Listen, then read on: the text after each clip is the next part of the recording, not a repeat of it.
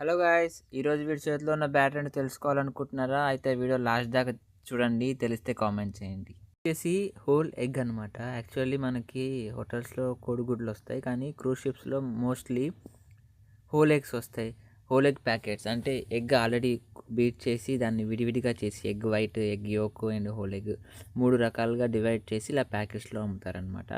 So cruise షిప్స్లో bulk క్వాంటిటీలో cook చేస్తాం కాబట్టి ఈ విధంగా 5 కిలోస్ 10 కిలో ప్యాకెట్స్ ఫ్రోజన్ అయ్యి వస్తాయి. ఇవి యూజ్ చేయడం చాలా ఈజీ అండ్ స్టోరేజ్ కూడా చాలా ఈజీ అనమాట. త్వరగా పాడవదు అండ్ పాస్చరైజేషన్ మెథడ్తో దీన్ని స్టోర్ చేస్తారు కాబట్టి ఎక్కువ రోజులు వాడుకోవచ్చు. అదే ఎగ్స్ అనుకో డ్యామేజ్ అయ్యే ఛాన్సెస్ ఉంటాయి, త్వరగా పగిలిపోతాయి, త్వరగా పాడైపోతాయి. సో ఇవైతే షిప్పింగ్ కంపెనీలో క్రూజ్ షిప్స్లో వీటిని బాగా యూజ్ చేస్తామన్నమాట. బ్రెడ్ ప్యాన్ ఇది ఆటోమేటిక్ అనమాట. ఇక్కడ అన్ని ఆటోమేటిక్ మిషన్స్ ఉంటాయి.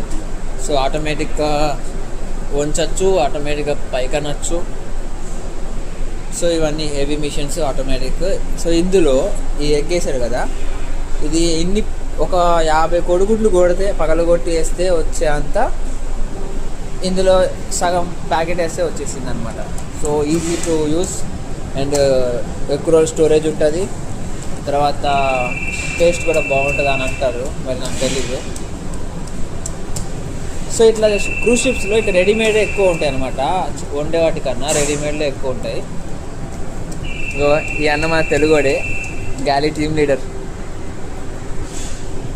సో అందుకే క్రూజ్ షిప్లో వర్క్ అనేది డిఫరెంట్ ఉంటుంది అనమాట.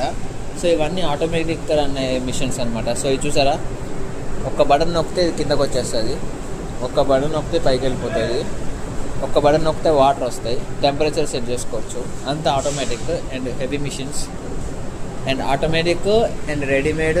ఇంకేముంటుంది చెప్పండి, ఎంజాయ్ పండుగ.